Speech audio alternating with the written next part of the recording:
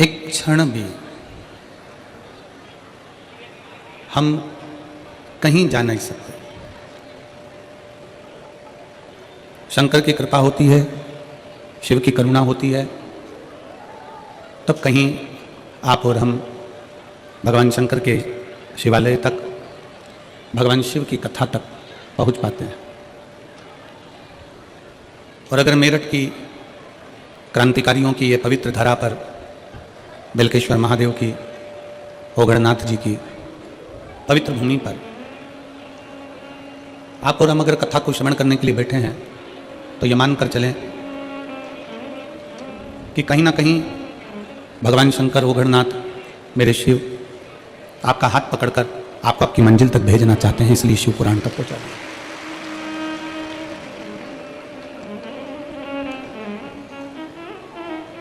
दो कारण हैं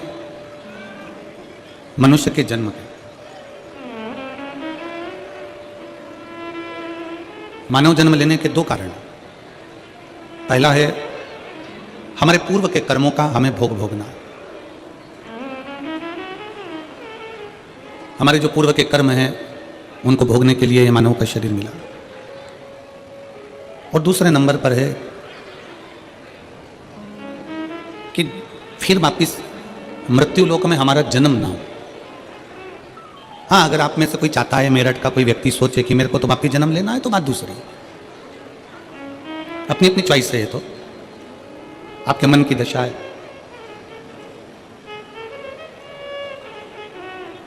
दो कारण से मानव का शरीर मिला, एक अपने कर्म का भोग भोगने के लिए, और दूसरा फिर पुनः वापिस ये मनुष्य का शरीर ना मिले, हम हमारे शंकर के हो जाएं और शंकर हमारा हो जाए और ये शरीर उसमें समा जाए। भारत की भूमि के कई संत ऐसे हुए जिनका शरीर नहीं मिला, जिनकी बॉडी नहीं मिली, जिनका अंतिम संस्कार नहीं हुआ। भारत की भूमि के कई संत ऐसे हुए जिनका शरीर नहीं मिला, जिनका अंतिम संस्कार नहीं हुआ, जिनकी बॉडी नहीं मिली। पहले नंबर पर है रामकृष्ण परमहंस जी,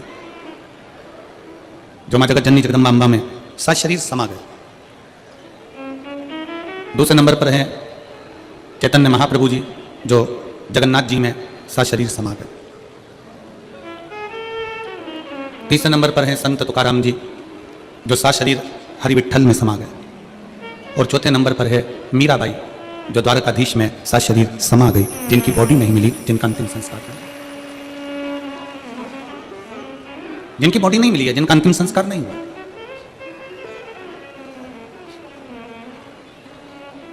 जिनकी ना बॉडी मिली, ना अंतिम संस्कार हुआ, आए थे संसार सागर में अपना भगवत भजन करने के लिए, और भगवत भजन कर अपने अपने धाम को चले। दो कारण मनुष्य के शरीर के हैं। पहला अपना कर्म भोगना है, और दूसरा जो शरीर मिला है, इस शरीर को फिर पाना जरूरी नहीं, इस शरीर को परमात्मा तक पहुंचाना जरूरी। परमात्मा तक।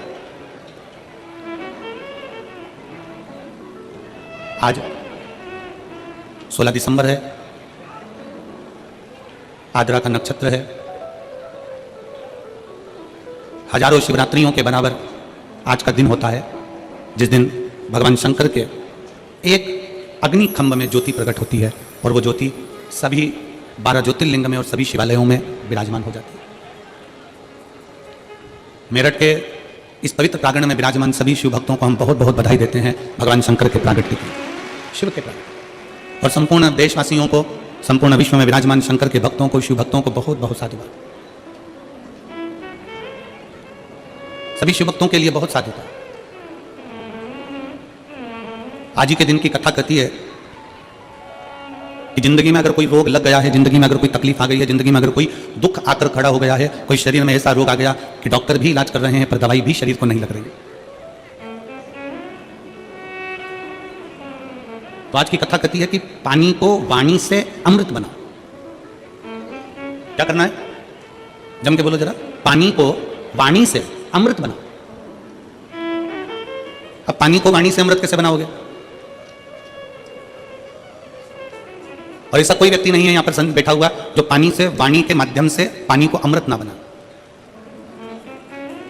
आज आद्रा की कथा कहती है, भगवान शंकर का पवित्र चरित्र कहता है, शिव महापुराण का पावन चरित्र कहता है, शिव तत्व कहता है कि अगर रोग बहुत भारी है, तकलीफ बहुत भारी है, शरीर में दवाइयाँ भी अगर असर नहीं कर रही है तो एक पात्र में जल लिया जाता है और पंचाक्षर मंत्र नमः शिवाय या षडाक्षर मंत्र ओम नमः शिवाय या श्री शिवाय नमस्तुभ्यम जप कर उस पानी की ओर देखते रहते हैं और मंत्र का जाप करते रहते हैं।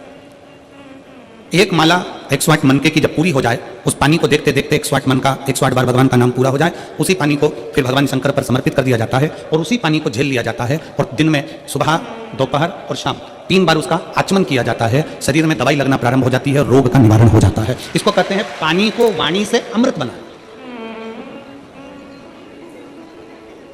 इसको पानी से वाणी को एक पत्र है। अब देखिए, पानी से वाणी को अमृत बनाने का ये पत्र आपके और हमारे बीच में। मेरा नाम पूनम, पति का नाम संजय कुमार है। मैं रोहता है कि रोहला, रोहता रोड बाईपास शाहपुर जैनपुर मेरठ की निवासी हूँ। कहीं बैठी हो तो हाथ हिला सकती हैं। अगर कहीं बैठी हो तो हाथ हिला सकती हैं। मेरा नाम पूनम, पति का नाम संजय कुमार है। आप पत्र को एलईडी पर पढ़ सकते हो। मैं रोहता हूँ तो हाथ हिला सकती हैं। अगर कहीं बैठी हो तो हाथ हिला सकती हैं। मेरा नाम पूनम, पति का नाम संजय कुमार है। आप पत्र को एलईडी पर पढ़ सकते हो।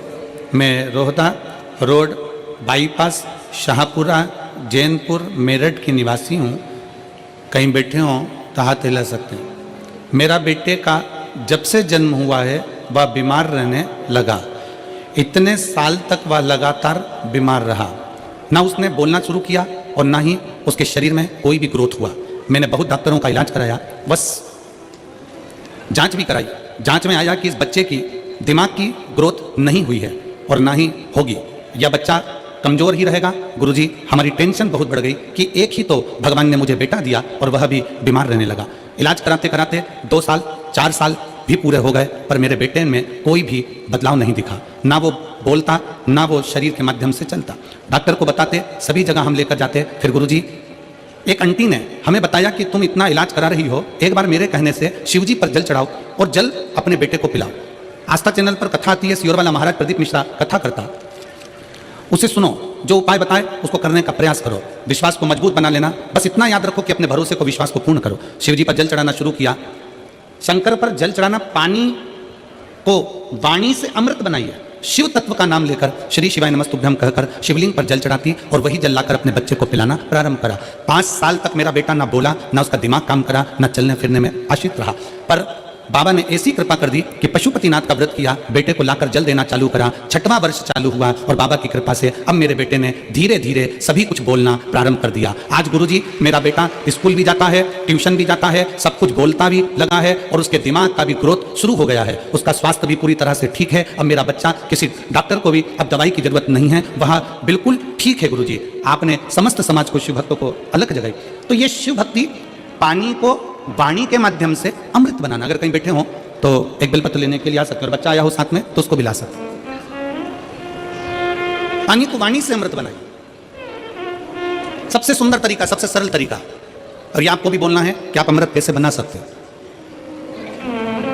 बीमारी है, तकलीफ है, बच्चा चिड़चिड़ा हो गया, माइंड काम नहीं कर रहा है, शरीर में रोग बढ़ते चले जा रहा है, कटोरी में जल ले लो, पात्र में जल ले लो और पंचाक्षर मंत्र नमः शिवाय या षडाक्षर मंत्र ओम नमः शिवाय या श्री शिवाय नमस्तुभ्यम, जितनी देर आप जप करें उतनी देर तक उस जल पर आपकी दृष्टि पड़ना चाहिए। उस जल पर आपकी दृष्टि पड़े।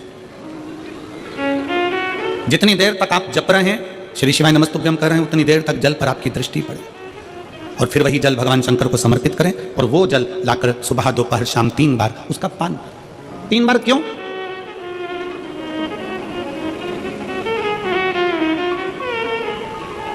त्रिलोकी का नाथ, त्रिकालदर्शी, कैलाशी, अविनाशी, त्रिपुंडधारी, त्रिबेलपत्रधारी, त्रिनेत्रधारी, त्रिशूलधारी, त्रिपुंडधारी, त्रिलोकी के नाथ के 3 दर्शन मूल हैं। प्रातः का दर्शन जो हमें हमारे जीवन की सतमार्ग बताता है, मंगल मार्ग की ओर लेकर जाता है।